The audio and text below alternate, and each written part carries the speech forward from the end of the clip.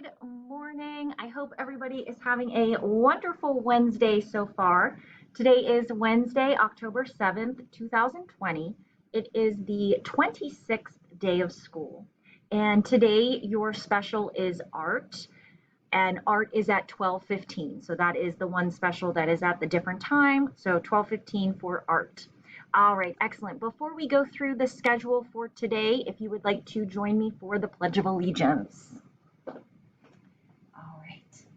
I pledge allegiance to the flag of the United States of America and to the republic for which it stands, one nation, under God, indivisible, with liberty and justice for all. All right, before we go over the schedule quickly, you see up here, I've been enjoying drawing some little faces for you on our morning message. I have the title noun or verb. So can everybody think in their head and remember, what is a noun? Think about if you remember what is a noun. If you were thinking it is a person, place, or thing, you would be correct. Excellent work. And what about a verb? Yeah, a verb is an action. So let's think about, for number one, is that a noun or a verb? The word cat. What do you think? Noun or verb? That's right, noun. What about number two, run? Is that a noun or a verb? Run. And that's right, verb. And lastly, number three, sun. Is sun a noun or a verb? What do you think? Yeah, that's right, noun. Very good. It is a thing, person, place, or thing. Noun. Excellent. So just wanted to do a quick refresher of that. It seems like we've been doing math questions in the morning, so I thought, let's throw in a noun or verb question.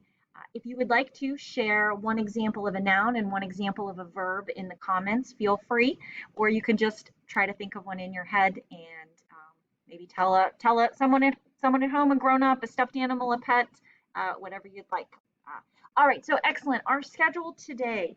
This morning, you will have your application problem. There will also be a vocabulary deep dive lesson. You'll actually hear from Miss Taylor again for this one, and you'll talk about the word inspire. And then there will be the Spelling City practice spelling test. And just a reminder, if you ever feel like you'd rather practice on paper or you would like a little break from the iPad and you'd rather take the practice spelling test on paper, feel free to do that. And you can just take a picture and send it in place of Spelling City. And then we will have our 10 a.m. class where we will do our word building. So we have the letters that you'll need for today's word building. B, C, F, J, N, O, R, T, U.